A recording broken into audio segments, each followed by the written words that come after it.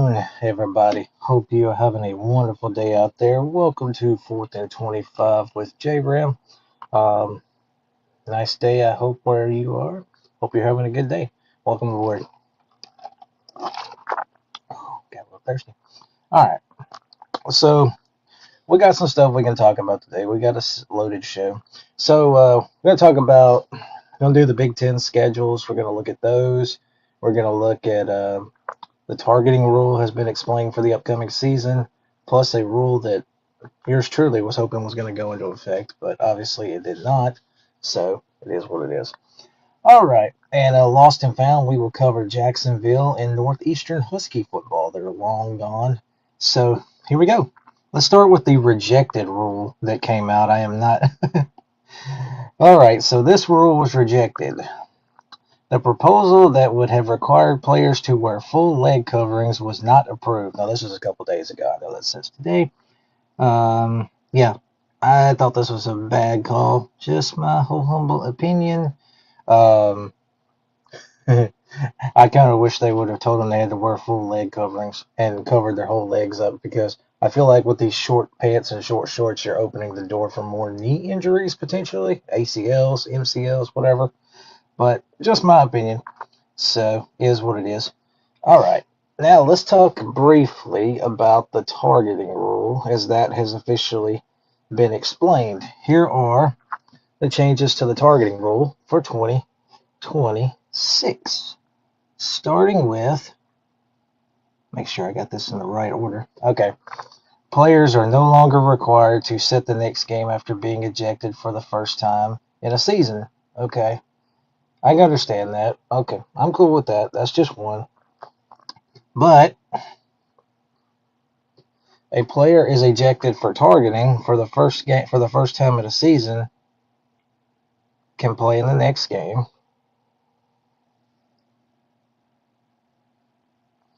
When you're ejected for targeting for the second time in a season, you will miss the first half of the next game.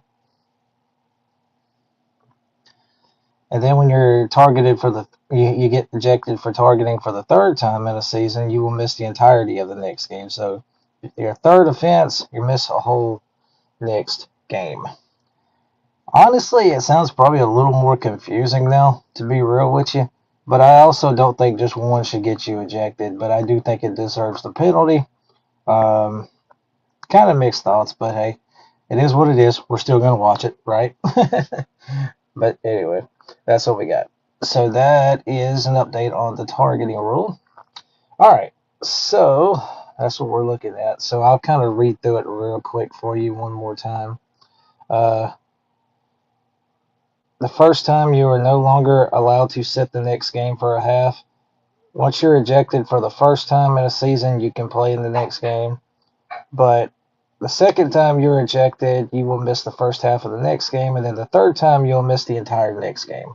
So they're trying to crack down on this. You do the best you can. So that's the update on the targeting rule. Okay. So, next up, let's do, and I just realized I need to add something to these graphics. Y'all bear with me. I'm sorry about that. I did not realize it was not up here. All right.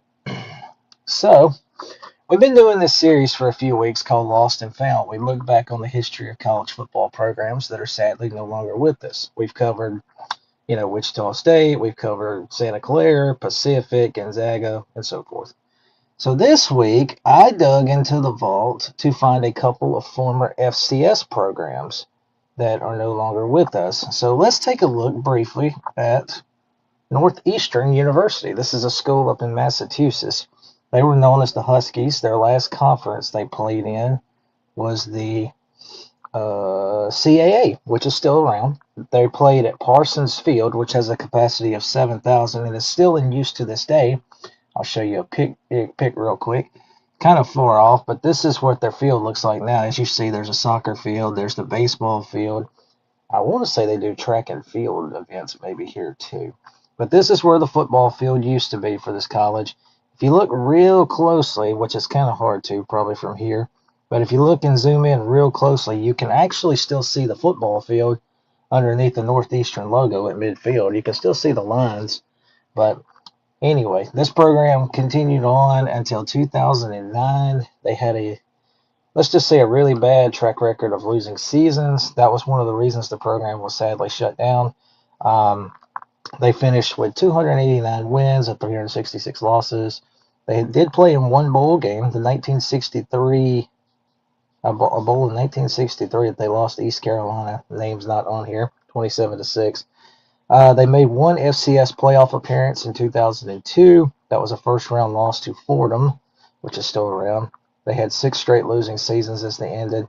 Some NFL notable players who played at this university. Sean Jones, he was an offensive lineman for Green Bay when they won Super Bowl 31. Darian Jordan, he was a linebacker for the Steelers. He won Super Bowl 29. And then Matt Lingale, I hope I said that right, Lingale. He was a tight end for the Patriots when they won Super Bowl LI. So there's an NFL pipeline here to this university a little bit. But anyway, here's some graphics of some of their old games. There they were against Boston College. This was against, I'm going to say that might be Wofford. Not sure. And then there they are against Delaware, which is now, of course, in the FBS. So Northeastern football, though, sadly no longer with us. But the field's still there, but the program is unfortunately no longer with us. Oh, all right, so moving on, let's take a look at one more program. We do 2 of these a week. Let's look at the Jacksonville Dolphins. This was a program that I'm actually kind of surprised shut down, and they ain't been gone long. They shut down in 2019. This program only lasted 21 years. They started in 1998 to 2019. All-time record, 118 and 115. Their last conference was the Pioneer League, which is still around to this day. That is where Dayton, Drake, San Diego, some of those schools are. They played at DB Mine Field, which has a capacity of 5,000. Here is DB Mine Field today. That is where now that looks like they played lacrosse at, maybe. And then this is also where like shot put and those kind of events are for track and field. But the field's still there. It's used now for something different. Last bowl appearance was the 2000. They did play in a game called the 2008 Gridiron Classic that they lost to Albany 28-0. Don't think it was actually an NCAA bowl game. But they won 2 conference championships. They were Pioneer champs in 2008 and co-champs in 2010. And one notable person who is an alum at this school is Ron Silverfield, who is now the head coach of the Arkansas Razorbacks. Take a quick swig. But yeah, so just some shots real quick of their once proud football program. Very surprised that it did. I don't know if it was a financial situation. I don't know what led to this program's demise, but sadly, it's no longer with us in Jacksonville, Florida. Seems like this program would have done solid, but I guess not. But anyway, Jacksonville football, long gone, but never forgotten. All right, so we are going to take a quick break, and when we come back, we're going to jump into our main topic, which is, of course, Big Ten schedules. We've been doing schedules per conference the last few weeks. I'm going to upload these when we go on break for a minute. I will see you guys in just a minute.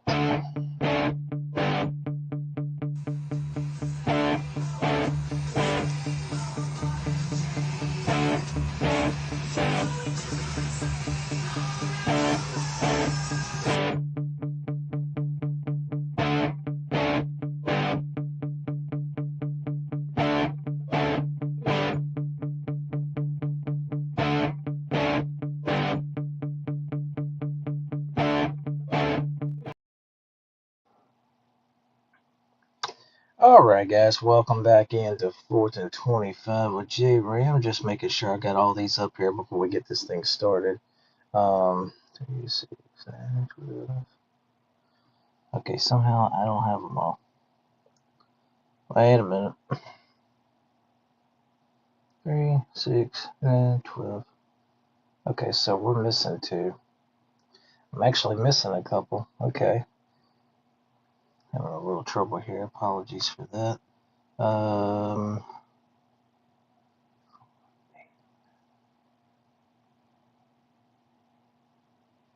missing a schedule. What schedule am I missing? Oh, interesting. 4, 9.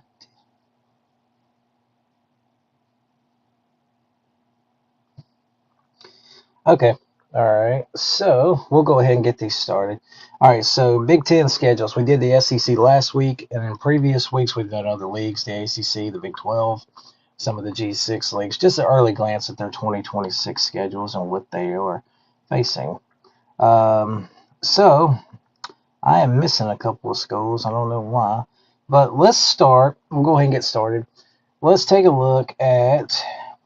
This was the hardest one to find. I could not find a graphic for some reason with their schedule, so I just went on and typed it out real quick. This is a look at what Lincoln Riley and USC are facing for the 2026 season because to me, he's on a little bit of a hot seat here. This program's got to be in playoff contention in 2026, in my opinion, for him to save his job. They've got to be a playoff contender. I mean, they've reloaded the defense. They've gotten bigger on the offensive line. I did see what they've been doing at spring practice. They look like they've been at it. So here's what USC has. They will open week 0 with San Jose State. Okay, win. Fresno State, probably, yeah, I mean, more than likely to win. And UL Lafayette. So your non-conference schedule is pretty soft, but it is what it is. Fresno and Lafayette are not bad programs, but still, come on. So after your non-con slate, you open up your Big Ten play at Rutgers because, we're in a world where a California school goes to Rutgers for a Big Ten game. That's how screwed up things are. But then you come home and you host Oregon. That's going to be a huge game. You've got Washington coming in the following week. That's going to be a huge game. Could trip up or you could win. But then you go to Penn State back on the eastern side of the country, October 10th. That is at Penn State. That'll be a big challenge on the road. You got your first of 2 bye weeks since you play on week 0. Then you come back, you go to Madison to play Wisconsin, who's also facing a coach who's on a hot seat, and Luke Fickell. Ohio State the following week. Oh boy. Did you ever think you'd hear these words? USC and Ohio State as a conference game. It's still weird to me. But then you got your second bye week. Got to go to Indiana to play the defending national champions. That is crazy to still say, but I love it. Got to go to Indiana. That's not going to be easy. You got Maryland, who you should, in my opinion, beat. And then you finish out, of course, against crosstown rival UCLA and Bob Chesney. His first year. We'll see where UCLA is by then. But anyway, obviously you got some big hurdles in Big Ten play, especially the first 3 with Oregon, Washington, Penn State. I think if you go 2-1 in that and you're 7-1, that's a good start. But you can't afford to lay an egg at like a Wisconsin. But then, like I say, Ohio State's obviously going to be tough. Indiana's going to be tough. So, and then you never know with UCLA. But there's some interesting challenges here. But this is a make or break year, in my opinion, for Lincoln Riley. He's got to turn it around and get USC into playoff contention, in my opinion. All right, let's keep this puppy in Los Angeles. Let's take a look at UCLA's 2026 schedule under their new head coach, as I just said, Bob Chesney, who comes over from James Madison. Let me take a swig. Anybody wonders what I'm drinking, it's Dr. Pepper Zero. Anyway, pretty sure nobody cares. Anyway, here's UCLA's schedule. UCLA is going to open up against Cal on September 5th, and that game is at Cal, so it'll be in Berkeley. Did you ever think you would hear Cal and UCLA Big Ten ACC game? That's how screwed up things are in this sport. But anyway, welcome to this world. You got San Diego State the following week, okay, and then you open up your conference play. You got one of the bottom feeders in Purdue coming to town. A really good chance to get a good start in conference play because you got Maryland next, who's not very good right now, rebuild state. Of course, you don't know what Cal's going to be like with a first-year coach. You mean, who knows? Could they start 4-0? Could they start 3-1? Maybe.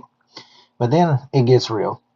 You've got to go to Oregon. Oh, by the way, the Maryland game's away. That's one of those cross-country road trips. You got to go to Oregon. That ain't going to be fun. But then you got very winnable, more flexible games because you got Wisconsin, you got Michigan State coming in. Michigan State, a new coach. You got Nevada coming in. That's a game you should win. Got to go to Minneapolis. That's not going to be easy. November 7th against the Gophers. Tough place to play. Illinois comes in. Then you go to Michigan. Ooh, good luck there. And then, of course, we just talked about it. You got USC to close out the slate. We'll see what kind of team Chesney has. I know he's worked the portal pretty good. I don't know what the recruiting was like. I think there's. I don't even think they've started spring practice yet. I don't think they start until later in April or something. But anyway, they haven't started. So there's a formidable schedule here with some good chances to start hot. I mean, you could have a 4-0 start. If you could start 3-1, that's probably not bad. But you got winnable games after that with Wisconsin. You got Michigan State. You got Nevada. Illinois is in a little bit of a rebuild. You don't know what you're going to get with USC. Minnesota, who knows? There's a chance Bob Chesney can manage this, and the Bruins could get to a bowl game at least. There's a possibility here for UCLA to do something really good. All right, moving on. We're going to shift up north to Wisconsin and talk about a coach who's on the hot seat. This is what Luke Fickell and the the Wisconsin Badgers are facing in 2026. Sorry about the pause there. Okay, so Wisconsin opens up with a Sunday game, as a matter of fact. Okay, so the Notre Dame game is on Sunday, September 6th at Lambeau Field. Okay, Lambeau Field hosting a college game. This is only the second time I think Lambeau's hosted. I know they hosted Wisconsin and LSU several years ago. I think Wisconsin won that game. But anyway, they'll have Notre Dame. Good luck with that. Then you got winnable games against Western Illinois and Eastern Michigan. Games you're expected to win. And then your conference play, you'll open up at Penn State. Good luck with that. Then you've got Michigan State at home. Virtual toss-up. You never know.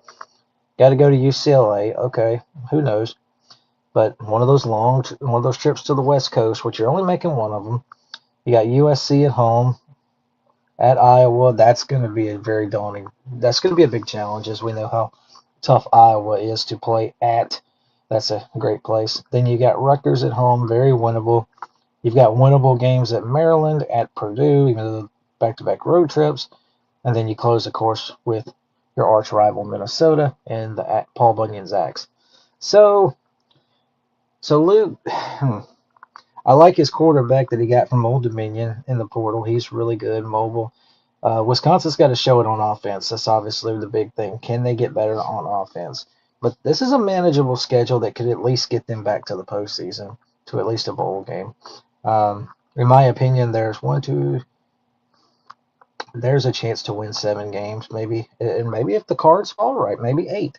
I think that's maybe pushing it as the limit right now, but this is what Wisconsin's facing in 2026. All right, let's look at Washington. Let's look at the Huskies, who had a very interesting offseason as their quarterback tried to leave in the portal, but then he couldn't leave. Let's just say because there was NIL trouble. So they open up with the Apple Cup actually against Wazoo. So we're starting the season with the Apple Cup. Excuse me just a second. Oh, excuse me, guys. All right, so they open with Wazoo, their arch rival for the Apple Cup, since they're different conferences now. You got Utah State and then Eastern Washington to close out the non-conference slate. 3-0, very doable. More than likely should happen. And then you got Big Ten opener. You got Minnesota coming in.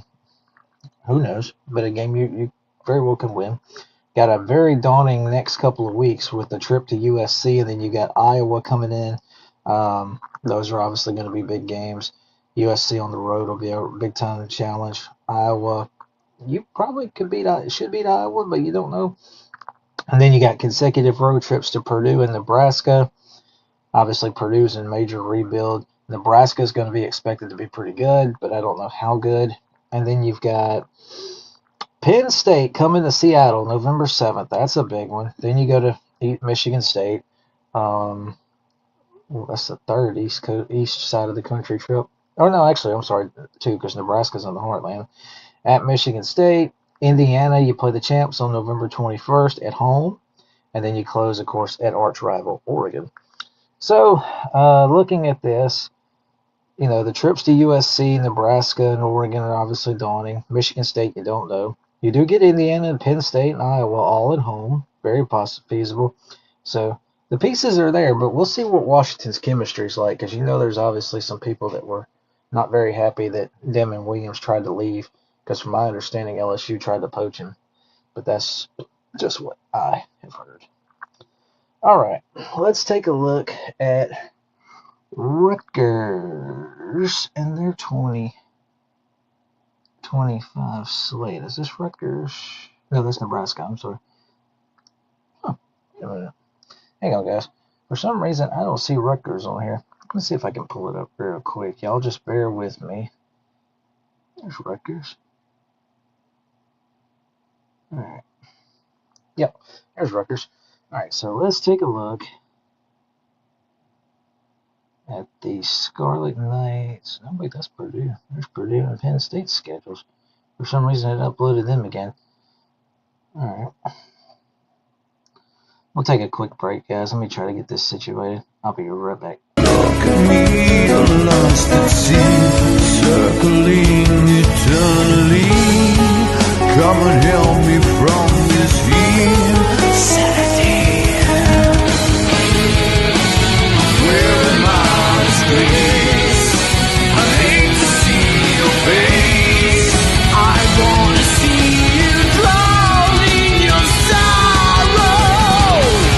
You know I'm not the same. I'm fading away. I'm falling into my grave.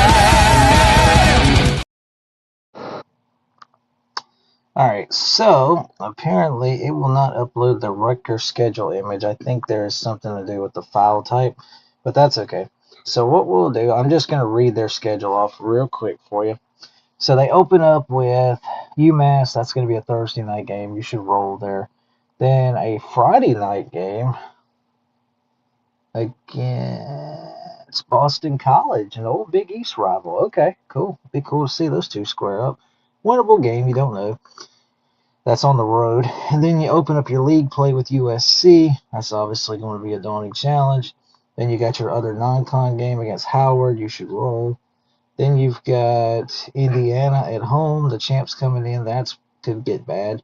After a bye week, then you go to Maryland, regional foe, winnable game. You've got to go to Northwestern. Don't know what you're going to have there. Michigan's at home. Yikes. And then the following, and then, listen to this. After Michigan, at Wisconsin, Nebraska at home, at Penn State, and then Michigan State at home to close out. So, very brutal second half of the schedule there for the Scarlet Knights. Again, sorry for the graphic not loading. But anyway, some interesting challenges there. All right, so let's take a look at Penn State and Matt Campbell. This is his first year, of course, at Penn State. This schedule is already getting ridiculed for being extremely soft, weak, whatever you want to call it. Understandable, but hey, you play who's in front of you. You play what's on your schedule. You can't change it. The non-con schedule, there's no excuse they don't start 3-0. You've got Marshall, you got Temple, you got Buffalo. Okay, you should start 3-0. Conference opener is Wisconsin, a game that you're going to be expected to win, especially with the way things have been up there. You've got a Friday night game at Northwestern as they open their new field, the new stadium, the new Ryan Field. But that's a game you should win. You've got a chance to get a big win with USC the following week, and then you go to Michigan. So that is going to be your toughest 2-week stretch, USC and at Michigan. If you split those and you're 6-1, Matt Campbell's off to a heck of a start. Then you got Purdue coming in, who you should beat. Then you got to go to Washington. That's a sneaky challenge on the road. Minnesota and Rutgers, you should win those, and then you're at Maryland. Matt Campbell in his first year can have Penn State in the playoff with this schedule. They should be no worse than 10-2. I'm just going to be real on that one. There's no excuse. They should not be any worse than 10-2. But that's what Penn State's facing. Very, very manageable schedule. All right, let's look at Purdue and Barry Odom's second year in West Lafayette. Purdue opens up with Indiana State. Okay, there's a chance to get a win. Nice little non-con game the following week. You play Wake Forest, who was not bad last year. I think they won 9 games after the bowl game. Yeah, they went 9-4. Sorry about that. Needed a drink. Okay. They open up with Indiana State, and then you got Wake. That's a very good non-con game, possibly. A chance to build some momentum because it's at home. Then you open up your conference play. You got to go to UCLA. That's going to be an interesting matchup. Can they get the win, or will UCLA build some momentum? Time shall tell. Notre Dame on the 26th, the Shillelagh Trophy, I think is what they call that, between those two rivals. But Notre Dame is probably going to roll in that game if I had to guess. Then you go to Illinois. Toss up, of course. You got Minnesota and Washington coming into West Lafayette for the next 2 weeks. Two chances to win, but it's going to be tough. And then you're at Penn State 2 weeks later. You got homecoming against Maryland. Winnable at Iowa, daunting challenge. Wisconsin, who knows? And then, of course, closing at Indiana for the Old Oaken Bucket against the champs. Indiana is miles ahead of you right now. Good luck catching them in this NIL portal era. But anyway, this is what Purdue's facing in 2026 as Barry Odom looks to take the next step with this program. I think they went 2-10 last year. This program's been down for a little bit, and plus watching Indiana be so good is probably killing them. So I would look at this schedule and say if you can get the 6 wins, that's a big step forward. But that's what Purdue is facing in 2026. All right, moving on. Let's go to Eugene. Let's look at what Dan Lanning and the Ducks face in 2026. Very, very good opener with Boise State coming into Eugene. Yeah, if you have not seen Boise State play Oregon over the years, they've had some good games. Don't know what Boise's going to look like, but we shall see. Then you go to Stillwater to play Oklahoma State. You beat them 66-3, I think, last year. So you're going to be expected to win, but Oklahoma State's not going to be this bad, Nick. I can promise you that. Portland State at home, okay. And then conference opener, got to head down to the Coliseum to play the Trojans. Wait a minute. Yeah, got to go to USC for your conference opener. That's going to be a huge game. And then you come back home to host UCLA and Nebraska. Very winnable games. Be interesting seeing Dylan Raoul against his old team, even though I know he's going to be the backup more than likely. Then you go to Illinois. Okay, I don't think they've been there yet since they've joined the Big Ten. But then you got Northwestern. So that 4-week stretch right there of USC through Northwestern is very manageable, and they're probably going to be favored in every one of those games.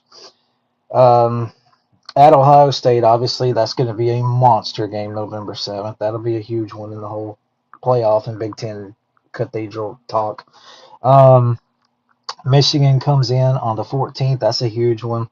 Then you go to Michigan State, and then, of course, you got Washington. So after a very manageable middle schedule there, that bottom 4, it gets very challenging. Very, very challenging. With Ohio State, Michigan, should be better Michigan State team in Washington. Oregon, of course, will be a favorite to contend for the conference and get back to the playoff. But there's some challenges on this schedule. But Oregon got a lot of pieces back, so keep an eye on it. But some very big telling games there, like USC, and then, of course, that Final 4 of the season for the Ducks. All right, let's keep this thing going. And take a look at Northwestern. Let me find their schedule. Here it is. Let's look at Northwestern and their 2026 slate. Oregon chokes again. Nothing new here. Hey, they very well could. I ain't disagreeing with you.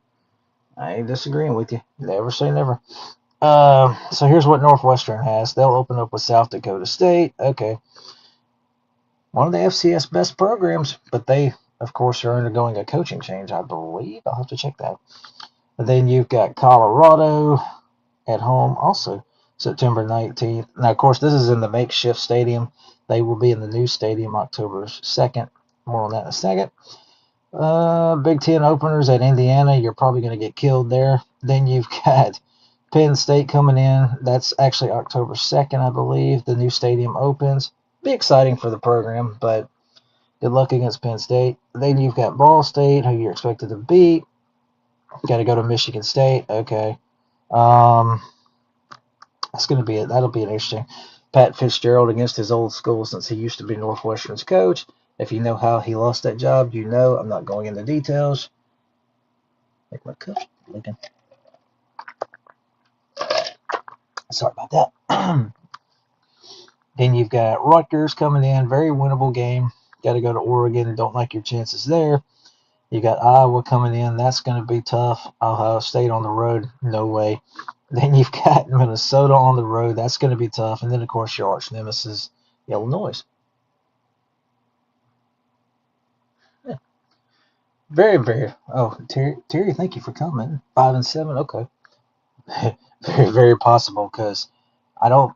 Of course, I don't know what Colorado's going to be like. Nobody does. But I mean, Indiana, Penn State, Oregon, Ohio State, Iowa. That's probably 5 losses right there. And playing in Minneapolis ain't easy. You don't Illinois. Yeah, very, very, very possible. Absolutely. All right, so that's what Northwestern's facing. Let's do Nebraska, a program who is obviously going to enter the season with some big expectations. Everybody's talking about how the year 4 of Matt Rule was always the big year. Well, just remember, he lost Dylan Raiola. He did bring in Alex Calandria, I believe is the young man's name. He's in from UNLV. But let's look at the schedule. Non-con, yeah, okay, you should be 3-0. Let's just be honest. Ohio, Bowling Green, and North Dakota. Okay. Because remember, in the Big Ten, you don't have to schedule a Power 4 non-conference opponent, apparently, which is kind of weird because I thought you had to. But anyway, it is what it is. Big Ten openers at Michigan State. That's going to be a big telling game, in my opinion, for where their season's going to go. Then you've got Maryland at home. That's a game you probably should win. Who knows? Indiana. Oh, boy. Good luck. Who knows what they're going to look like. The champs. And then you've got to go to Oregon. Yikes. Then you've got Washington coming in. That should be actually a pretty good game. Got to go to Illinois and Rutgers back-to-back weeks. You don't want to have a letdown there. I'm just saying. You got Ohio State at home in the next to last game. That's yikes. Could you pull the upset? Who knows? And then, of course, you got to go to Iowa to close out against your arch nemesis. I believe that's a Black Friday game, too. I think they play every year on Black Friday. So, anyway, a manageable first 5, but then it gets a little bit, it gets kind of tougher with Indiana, Oregon, Washington, Ohio State, Iowa, Illinois. I think Nebraska needs a good start. But this is going to obviously be a huge year for Matt Rule. They need to take a big step forward. They can't be 7-6 again. Need to see a 9-win season, I think. But can you do it without Dylan Raiola? We shall see. All right, moving on. Let's look at Minnesota, the Golden Gophers. Let's see what PJ Flex team's got. Couldn't find a really good graphic for their schedule, but here's what they got. Eastern Illinois, that's going to be a Thursday night game. You should win. Interesting one the following week, a Big Ten SEC non-con game. You got Mississippi State coming up to Minneapolis. That's interesting. I think that's going to be, it won't obviously be one of the highlight games of the week, but it's a very interesting Power 4 non-conference game. So who knows where Mississippi State's going to be? They've got a very electrifying quarterback that could help their offense explode in 2026. Or they could crumble in Minneapolis. You just don't know. You got Akron, who was improved, but you should, of course, beat. Got to go to Washington, up in the beautiful Pacific Northwest. That's going to be very difficult. Then you got Michigan coming in at Purdue. Good luck with Michigan. Purdue's probably a toss-up if I had to just guess. It's too early to really be predicting, but it is what it is. You got Iowa on October 24th. Obviously, we all know that's a big game for that wonderful trophy that we call the Floyd of Rosedale. It looks like a pig. Love that trophy. Then you got to go to Indiana. Yikes. You got UCLA at home. Very winnable. Could be a good chance to get a good win. At Penn State, that's going to be tough. Are you playing Northwestern for bowl eligibility, or have you already clinched that, and then you're at Wisconsin? So, interesting non-con game there with Mississippi State. And then in the Big Ten slate, you've got Michigan, Iowa, UCLA all at home. Okay. But the trips to Indiana, Penn State are daunting, I think. And then, of course, Wisconsin, you don't know, rivalry game. But interesting slate there for PJ Flex crew. All right, speaking of which, let's look at another school with some, I love the video game. concept of their schedule graphic here. But let's look at Michigan as the Kyle Whittingham era has begun. I'm very, very excited to see how this goes because I think Kyle Whittingham is a great fit at Michigan. But can it work? We'll see. They're going to be very interesting to see. I think he's going to do great here. But anyway, let's look at Michigan's schedule. Michigan opens up with Western Michigan at home. Okay, not a bad MAC team, but you should be. Round two with Oklahoma. They went to Oklahoma last year. Of course, they did lose, but now they've got Oklahoma coming to Ann Arbor. That's going to be a monster game. You got UTEP coming in. Okay. Conference opener is Iowa at home. That's a good one to start conference play. We'll see what Iowa's like. I think I got their schedule coming up here. At Minnesota for the Little Brown Jug. Okay, you want to avoid a letdown. Who knows? Penn State comes in 2 weeks later. That's going to obviously be a huge game. Indiana the very next week. So two huge games right there back to back. Penn State and Indiana. Yikes. Can you split those at least? We'll see. At Rutgers, you're going to be expected to win there. And then, of course, your little brothers from East Lansing are coming up November 7th. That's going to be a huge game. No need. At Oregon, UCLA at home, and at Ohio State. Okay, so this is a pretty loaded slate, to be honest with you. Oklahoma in the non-con slate, and then in that conference slate, Iowa, Penn State, Indiana, Michigan State, who knows, Oregon, Ohio State. All, that's just part of it. So this is a very interesting, challenging, tough slate, I think, for Kyle Whittingham's crew. I don't look at Michigan as a playoff team in 2026, but maybe they prove me wrong. We shall see. All right. Speaking of Michigan State, let's look at what the Pat Fitzgerald era is going to look schedule-wise looks like in 2026. All right. Okay, I just realized something, but we'll get to that in a minute. All right, Michigan State. They open up with Toledo. Solid G6 program, but of course they're undergoing a coaching change. So who knows what they're going to be like. Eastern Michigan, a game you're going to be expected to win, of course. Your first road game at Notre Dame, old rival. I can't remember the name of the trophy they play for. But it'd be cool to see Notre Dame play Michigan State at least again. But more than likely, you're going to be an underdog. Well, they are going to be an underdog. I don't know why I said that. But, yeah, that's not going to probably be fun. But then you come home for your conference opener against Nebraska. Then you got to go to Wisconsin. And then you got Illinois at home. That's a sneaky good game. There's still, we'll see what Michigan State's like. But if you can start this first half of this schedule and you're 4-2, that's not bad. That's not bad. 5-1 is exceptional if you can get to it. Then you come home to host Northwestern. Again, Pat Fitzgerald's old program. That could be interesting. UCLA is on the road, so there's a trip to the West Coast. And then the next 3 weeks, oh my gosh, at Michigan. Well, then you got a couple of home games with Washington and Oregon, who are supposed to be pretty good, and then at Rutgers. Manageable slate, though. Very manageable slate for Pat Fitzgerald and the Spartans. If he can get them into a bowl game, that'll be a good start because they've been down here for a little bit. But there's a chance here. If the cards fall right, they could flirt with that 7-8 win plateau. It just depends on what all he's got around them. All right. Speaking of Ohio State, let's take a look at the Buckeyes 2026 schedule.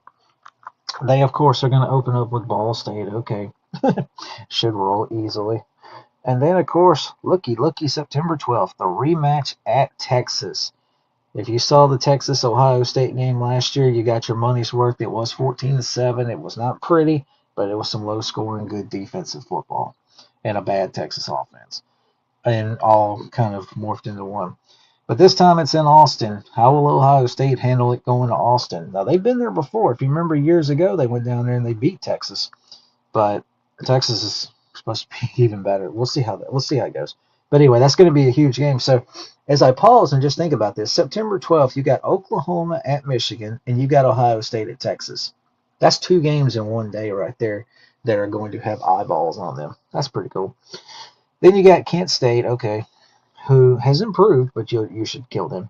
But then you get in the Big Ten play, you've got Illinois, okay, At Iowa, that is not a very easy place to win, as I have said numerous times. I remember years ago when Ohio State went up to Iowa and got thumped. So that might be a challenge. We'll see. Maryland at home, okay. At Indiana, the rematch. As you remember, Indiana and Ohio State put on a really good low-scoring thriller in the Big Ten title game last season, and now we're going to see it in Bloomington. What will the champs look like against the Buckeyes? Then you got to go to USC 2 weeks later, and then you've got Oregon at home. That's another big one. Northwestern, you should roll there. At Nebraska, is it a letdown spot before the Michigan game the following week? You see, it says TUN, the school up north, but so I like the schedule with Texas. Then you got some potential good ones with Iowa, Indiana, USC, Oregon, and then of course Michigan. So there's some highlights on the schedule, but expectations are still going to be high, and Ohio State should be really good, no doubt. All right, so let's take a look at the 2026 schedule for Maryland, a team that's coach is going to be on the hot seat, I believe. Maryland will open up with Hampton. There's a chance to get you a win. At UConn, they're of course undergoing a regime change. Another chance to get you a win. So you should possibly be 2-0. Should be. September 19th, check this one. Virginia Tech. Okay. James Franklin, of course, is now the man in charge up in Blacksburg. He's already assembled, it seems like, a pretty solid roster, at least on paper. But might be an interesting little non-con game there between the Big Ten and the ACC. Virginia Tech, Maryland. Keep that one in mind. That, of course, that's a Saturday game. They'll open up conference play with UCLA, a chance to get you a conference win. Who knows? Then at Nebraska and at Ohio State, that is not going to be fun. Then you got Rutgers and Illinois coming in. There's a bye week in there. Toss-ups. At Purdue, we'll see what Purdue's like. Wisconsin at USC and Penn State at home. Yeah, at home. So that last and final three, that's a pretty brutal 3-week stretch there, in my opinion, because we'll see what Wisconsin's like. But closing with USC and Penn State especially is going to be very tough. Mike Loxley, as we know, the seat's kind of warm up there, but Maryland has pledged to put more financial support into the program and NIL and everything to try to help them. So we'll see how it goes. But anyway, this is what Maryland is looking at in the 2026 slate. All right, let's move on and take a look at the Iowa Hawkeyes schedule for 2026. Let me pull it up here. I did not mean for that to happen. There it is. 2026 Iowa schedule. You play Northern Illinois. Okay, you should win. The Mountain West Northern Illinois, I might add. Cy Hawk Trophy, September 12th. Love this game. Love this rivalry. It's usually low scoring. If you've not seen Iowa and Iowa State play, you need to watch this series. At least watch a game. It's always fun, competitive, exciting. Great in-state rivalry. Maybe underrated. But then you got Northern Iowa. Good chance to start 3-0 because remember, Iowa State lost their coach. Several players. I think most of the team went to Penn State. Jimmy Rogers is going to have his work cut out for him in year one, I think. But anyway, you dive into this Big Ten slate, though. Holy cap. You got to go to Michigan, and then you got Ohio State. That's just 2 games, back-to-back. Whew. Then you got to go to Washington. Then you got a bye week, and then you got to go to Minnesota. What a brutal first month of conference play. Wisconsin at Northwestern. Purdue, it gets more manageable in the back half of the schedule. But look, there's rivalry games in here you just don't know. At Wisconsin at Northwestern, Purdue at Illinois. That's a tough one. And then of course Nebraska. I think they call it the Legends Trophy game. I think that's what they call Iowa and Nebraska. Don't hold me to that, but I think that's right. So anyway, it starts, the non-con schedule is obviously very manageable. I think they will be 3-0.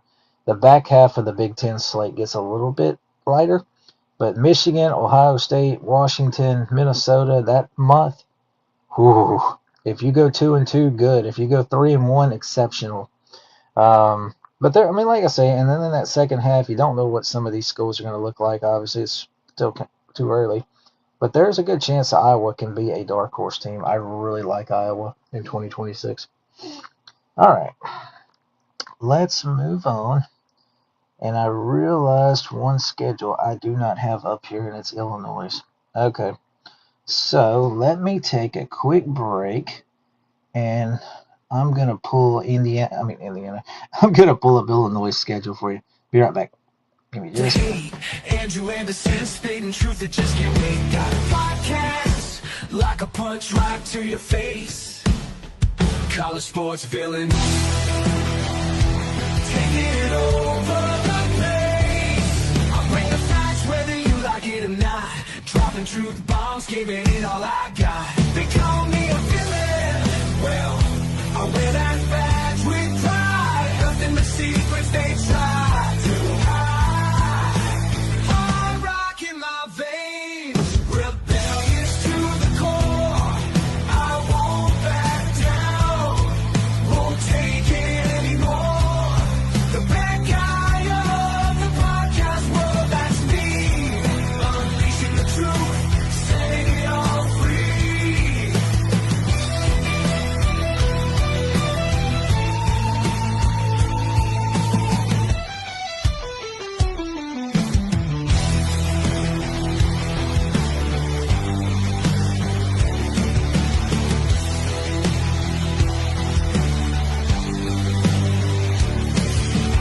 Unleashing the truth.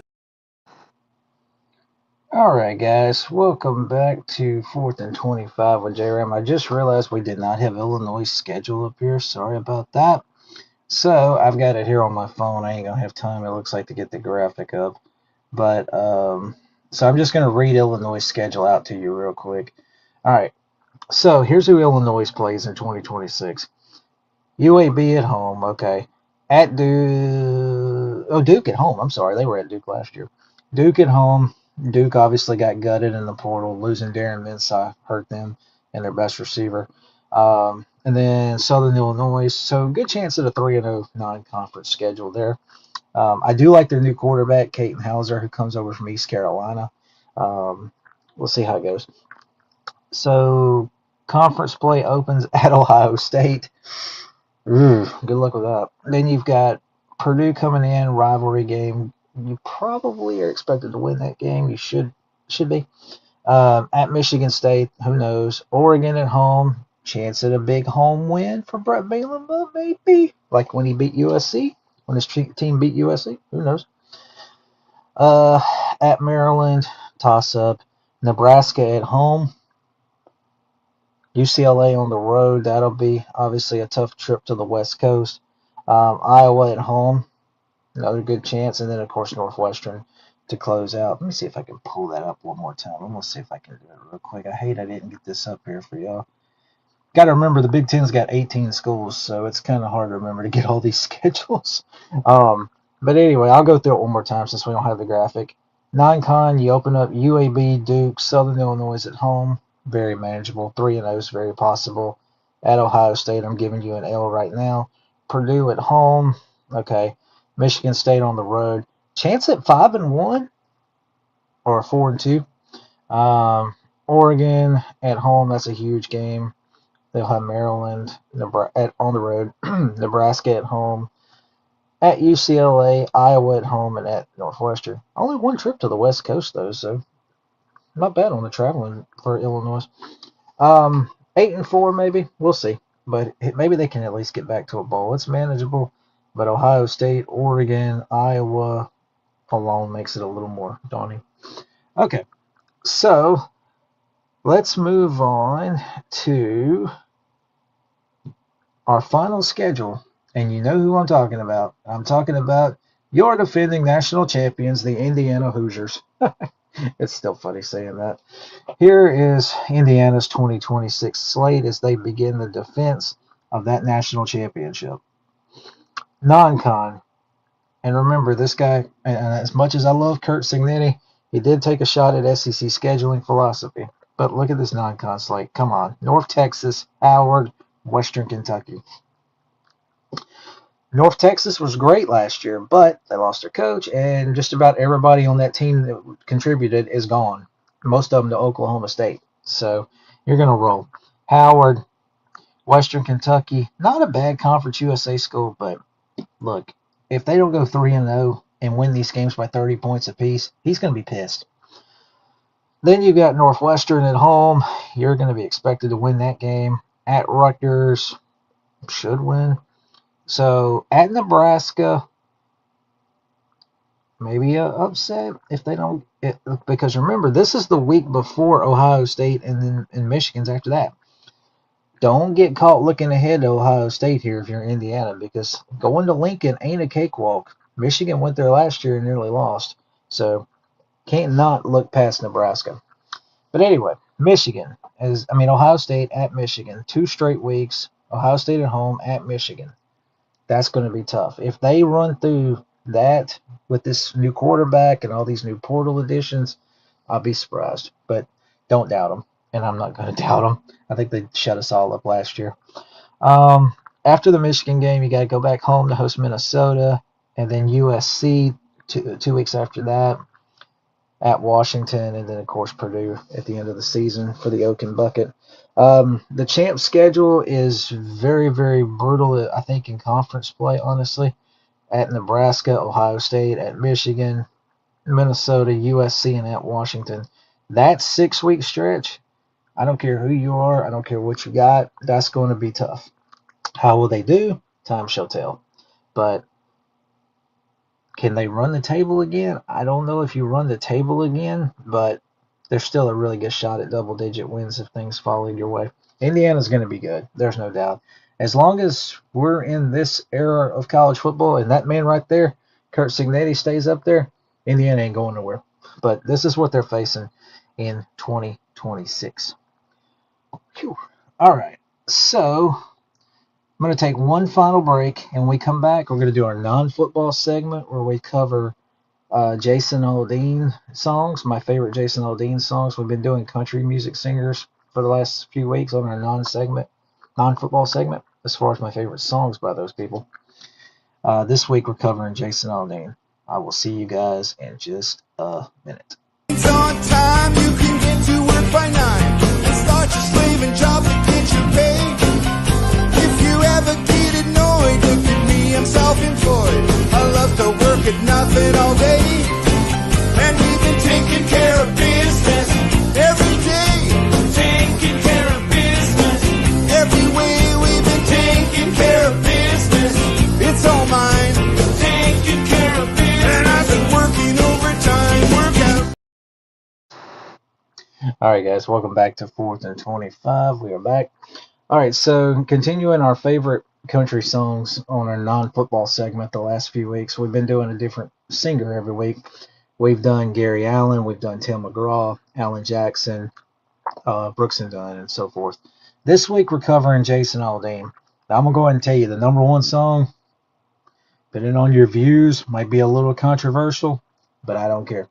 This is just my personal taste. Top 10 Jason Aldean songs. Here we go. Number 10, Rearview Town. Very good anthem. Number 9, When She Says Baby. Like it. Really good beat. Got What I Got's pretty good. That's number 8.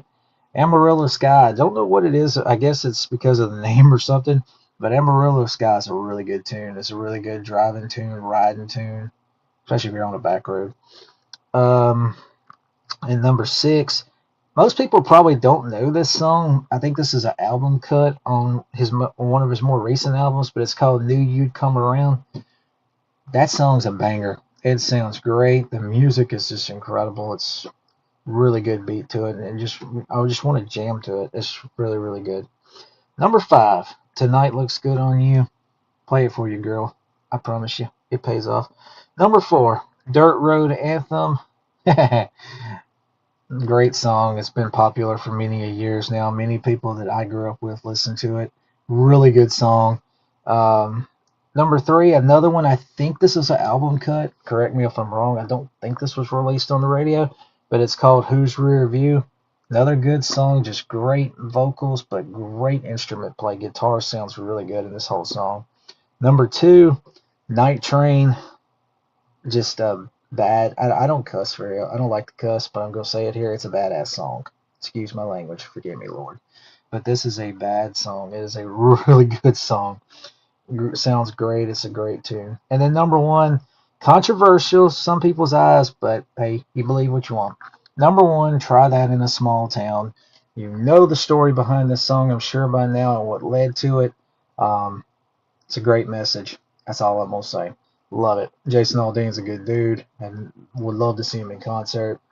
But these are the 10 that made the cut. And again, oh, what's the Yep. Highway Desperado. That's the name of the album. Anyway, number one, Try That in a Small Town. Love that song. And by the way, Who's Rear View and Do You Come Around are on this album that you see in this graphic. Um, yeah, Highway Desperado. Highway Desperado, good song too, by the way. All right, guys. So that is that. Couple of things real quick before I get out of here. Next week's show, we will do the Pac-12. We'll look at those 8 schools and their schedules. Plus, we'll look at the MAC. MAC schedules are official, including the newbies at Sacramento State. So we'll have 20 schedules to look at next week. And if there's any good news and notes, we'll cover that. If there's anything worth talking, we'll share some pictures from spring practice because, as you know, spring practices are going on everywhere. LSU just got started. Um, Tennessee's been going. I know Michigan's going. Michigan State's going. Nebraska just is wrapping theirs up this weekend. And several of the G6 schools are going and on and so forth. So we'll show some graphics from around spring practice. And Lost and Found, I will let you know next week who we're going to cover on that because I got to do a little looking into that. All right, guys, real quick, I want to thank College Sports Villains. This is where we are. Andrew was cool enough to it's been over a year now since I've done a show with these guys, since I've been here. He recruited me like a madman. But Andrew's a good dude. He brought me on, and I've been here, I think, over a year now. It's been fun. I've enjoyed this place and appreciate getting a little bit of exposure out there to what I do, talking about college football 24/7, 365, year round. We don't really do the whole off-season thing, but anyway, thank you to College Sports Villains for having us. And also, I hope I say this guy's name right, but Brandon, which this is on his page, Brandon Odge. Let me make sure I said this guy's name right because I don't want to butcher his name. Okay, Oge, I guess, Brandon Oge. Check out his show, Football Frame of Mind podcast, Sunday night. Big interview coming up with Pittsburgh Steelers linebacker Patrick Queen. That's going to be really cool. Be sure to check it out March 29th, 8:30 Eastern time. I'm going to try to listen to it myself, so that's going to be cool. Giving him a shout out too because he helped create the intro and outro video from my show, and just giving him and Andrew both shouts out because they're good dudes and they did a lot to help me out. All right, guys, appreciate y'all so much. Get my Bible verse up here real quick, and we're gonna get out of here. Jeremiah 29 verse 13, and ye shall seek me and find me when ye shall search for me with all your heart. If you seek the Lord with all your heart, you will find him. He's been good to me. I'm blessed beyond words. Thank you, Lord. Thank you, Lord. I praise him. All right, guys. Thank you so much for everything. I appreciate y'all. Double-digit viewers again this week. Awesome. Thank you, guys. I appreciate y'all's love and respect. I have Instagram. I have TikTok, Facebook, of course, College Football The Spread discussion group. So appreciate you guys. Have a wonderful day. Please stay safe out there, and may God bless you.